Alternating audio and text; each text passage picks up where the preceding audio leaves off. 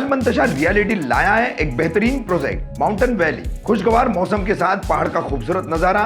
Mountain valley 7 मंजिला इमारतों का रेसिडेंशियल कॉम्प्लेक्स जिसमें 1-2 BHK फ्लैट अवेलेबल है, जहां आपको गार्डन, बच्चों के खेल की सुरक्षित जगह और मस्जिद मिलेगी। अलमंतशा का यह प्रोजेक्ट अस्पताल, स्कूल और मस्जिद के बेहद करीब है। यहां से ठाणे, नवी मुंबई, मीरा रोड आसानी से पहुंचा जा सकता है। माउंटेन वैली प्रोजेक्ट की ज्यादा जानकारी के लिए साइट ऑफिस विजिट करें या फिर दिए गए नंबरों पर संपर्क करें।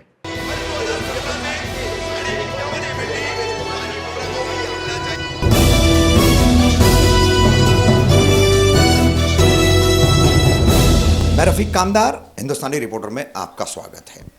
1.5 साल का लॉकडाउन और कोरोना की वजह से बच्चों की पढ़ाई पर इसका अच्छा खासा असर हुआ है, मगर इस दुष्परिणामों के बावजूद, कड़े हालातों के बावजूद संघर्ष संस्था राइट टू एजुकेशन पर लगातार काम कर रही है।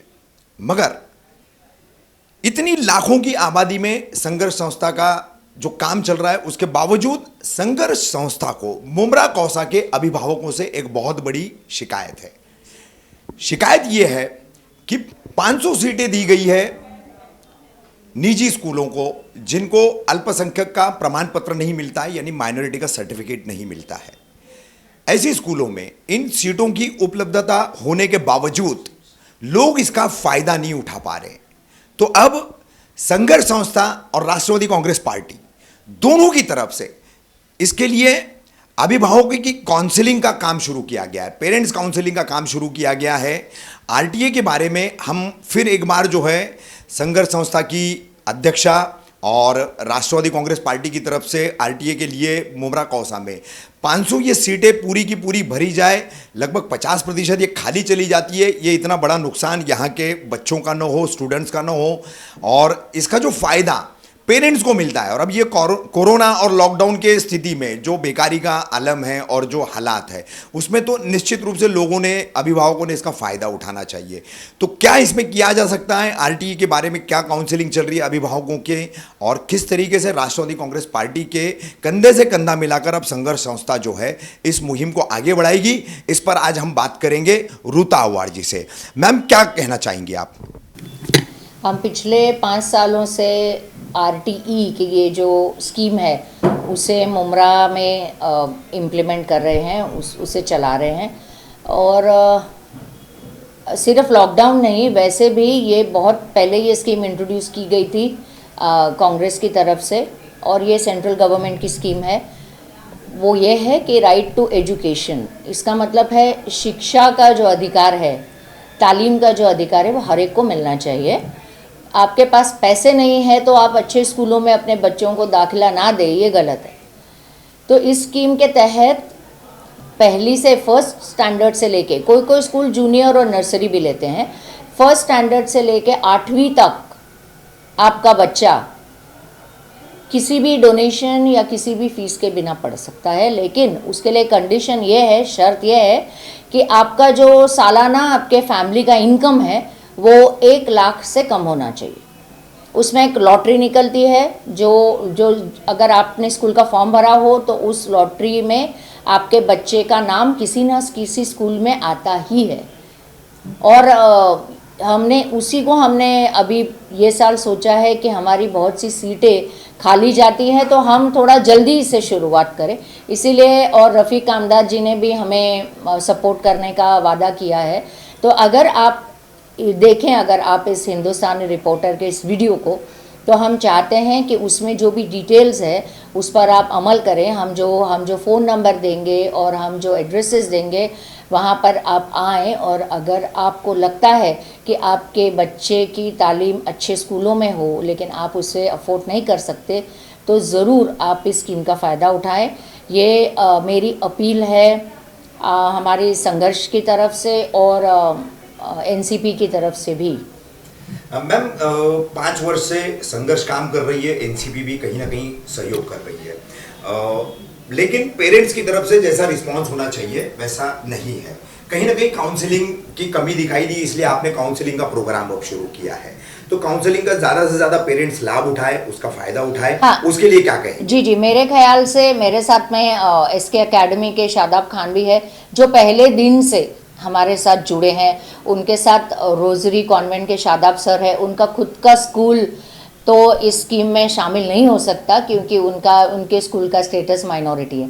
लेकिन मैं अभी शादाब खान से कहना चाहूँगी कि एग्जैक्टली काउंसलिंग माने क्या हम करना चाह रहे हैं, ये वो आपको ब्रीफ करेंगे। शादाब भाई क्या बताएंगे, ये स्कीम जो है पेरेंट्स इसका लाभ नहीं उठा पा रहे हैं और इसके लिए अब काउंसलिंग शुरू की गई है एनसीबी विद संघर्ष, तो क्या कहेंगे पेरेंट्स से, कैसे उनको इसका फायदा उठाना है? बिल्कुल, देखिए ये सबसे बड़ा प्रॉब्लम ये है कि बहुत से लोगों को रफ़ीक भाई इस स्कीम के बारे में अब तक मालूमात नहीं है। मुमरा से लेके कौसा तक अगर आप देखेंगे तकरीबन 20 से 25 स्कूल्स हैं जो RTE के अंदर आती है, जिसमें पेरेंट्स फॉर्म भर सकते हैं और फॉर्म भरने के बाद में वो उनका नाम लॉटरी में जाता है और फिर लॉटरी में अगर नाम सिलेक्शन होता है तो उनका बच्चे का एडमिशन फ्री में होता है, उनको फ़ीस नहीं भरनी होती है और डोनेशन भी नहीं देना होता है।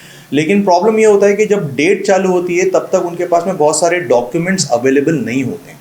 इस वजह से हमने इसे अब जल्दी से ही इसका काउंसलिंग स्टार्ट कर दिया है ताकि पेरेंट्स को पहले तो आपके माध्यम से, हिंदुस्तानी रिपोर्टर के माध्यम से लोगों को ये जानकारी मिल सके कि ये स्कीम है ऐसी जिसमें वो पहली क्लास के बच्चे, याद रखिए फर्स्ट स्टैंडर्ड की सीट ज़्यादा होती है, फर्स्ट स्टैंडर्ड में जो बच्चों जाने वाले हैं अभी इस साल, आने वाले साल में मतलब स्कूल में, उन बच्चों के पेरेंट्स ज़्यादा से ज़्यादा इन स्कीम्स का लाभ उठाएं ताकि वो बच्चे आगे पढ़ सके और उनको फ़ीस भी नहीं देना पड़ेगी और डोनेशन भी देना पड़ेगा, लेकिन सिर्फ शर्त यह है कि उनका नाम लॉटरी में आना चाहिए। तो ये अवेयरनेस का प्रोग्राम रखा गया है जिसमें आप हमारी संघर्ष ऑफिस जो मुमरा पुलिस चौकी के सामने है वहाँ पर आके आप इन्फॉर्मेशन ले सकते हैं और एक MLA ऑफिस है जो खड़ी मशीन रोड के पास है, रोड पर ही है, आप वहाँ पर जाकर पूरी इन्फॉर्मेशन हासिल कर सकते हैं और फिर जब डेट चालू हो जाएगी तो आप फ्री में ही यहाँ से हमारे पास से फॉर्म भर सकते हैं। और एक इम्पॉर्टेंट बात बोलना चाहता हूँ सर मैं कि बहुत से लोगों ने अलग अलग जगहों से फॉर्म भरा था। अब फॉर्म भरने का एक तरीका होता है, एक स्टेप बाय स्टेप उसको सही तरीके से भरा जाता है। लोगों ने उसको ठीक तरीके से नहीं भरा तो ऐसा हुआ कि उनके नाम लॉटरी में तो आ गए लेकिन फॉर्म गलत भरे गए थे दूसरी जगहों से, इसकी वजह से उनका सिलेक्शन होने के बावजूद भी उनका एडमिशन नहीं हो पाया। इसीलिए आप संघर्ष की ऑफिस से और MLA ऑफिस जो NCP की ऑफिस है वहीं से, कौसा में जो ऑफिस है खड़ी मशीन रोड के पास, वहीं से फॉर्म भरें, वहाँ से पूरी सही जानकारी हासिल करें और RTE के लिए अप्लाई करें। एक सवाल शादाब उस्मानी सर आपसे रहेगा मेरा, आप खुद एक स्कूल चलाते हैं, रोजरी कॉन्वेंट स्कूल है आपका, भले आपकी स्कूल RTE में नहीं आती है, फिर भी पेरेंट्स से क्या कहेंगे इस स्कीम का फायदा उठाने के लिए? अस्सलाम वालेकुम रफ़ीक भाई, आपका बहुत बहुत शुक्रिया कि आपने इस अच्छे इशू पे एक हम लोगों को बुलाया और ये बातें हो रही हैं। बेसिकली जैसे शादाब सर ने बताया कि पेरेंट्स में अवेयरनेस करने की ज़रूरत इसलिए पड़ी कि हम सब सीटों को फुल कर सकें। दूसरा मसला ये है कि 6 साल की उम्र का बच्चा जो है फर्स्ट के लिए एलिजिबल होता है और जो डॉक्यूमेंट लगते हैं वो हम पहले ही काउंसलिंग में बच्चों को, पेरेंट्स को बता सकें। अब यहाँ पे जैसे 500 से ऊपर सीटें हैं लेकिन होता क्या है कि सीटें फुल अप नहीं हो पाती हैं और लोग उसका फ़ायदा नहीं ले पाते हैं। 2 तरह की कैटेगरी चलती है RTE में, एक तो है प्री प्राइमरी सेक्शन, अगर कोई बच्चा कोई स्कूल जहाँ पे स्टार्टअप नर्सरी से है या जूनियर से है तो वो बच्चे का एडमिशन जो नर्सरी या जूनियर में होगा RTE के तहत, और नर्सरी में जो एज लिमिट है 3 साल है, जूनियर के लिए 4 साल है और सीनियर के लिए 5 साल है। तो अगर प्री प्राइमरी सेक्शन में उसका एडमिशन होता है RTE से तो वो प्री प्राइमरी तक ही फ्री पढ़ सकता है। और अगर उसके बाद जो फर्स्ट स्टैंडर्ड में उसका एडमिशन होता है जिन स्कूलों में फर्स्ट स्टैंडर्ड से, तो वो वहाँ से फर्स्ट का प्राइमरी स्टेज मतलब 7 तक का या 8 तक के उसके एडमिशन जो है वो फ्री में चलते हैं। अब होता क्या कि आखिरी वक्त में जब डेट आती है उसके बाद लोग कोशिश करते हैं तो ये काम हो नहीं पाता। इसलिए इस शादाब सर ने और हमारी रूता मैडम ने इस बार सोचा कि हम पहले से ही लोगों में बात करें, उनकी इन्फॉर्मेशन दें और उनके डॉक्यूमेंटेशन पूरे करवाएं ताकि फॉर्म जो है प्रॉपर वे में फिलअप हो और 100% हमारे बच्चों के एडमिशन RTE से गवर्नमेंट की जो स्कीम है इसको हम पूरा कर सकें। इसी वजह से हम लोग यहाँ पे आज आए भी हैं और लोगों से, आपके हिंदुस्तानी रिपोर्टर के माध्यम से हम ये चाहते हैं कि हर पेरेंट इसकी तरफ जाए और कोशिश ये करें कि हमारे बच्चों की तालीम के लिए जो गवर्नमेंट ने स्कीम दी है उसका हम 100% फ़ायदा उठा सकें।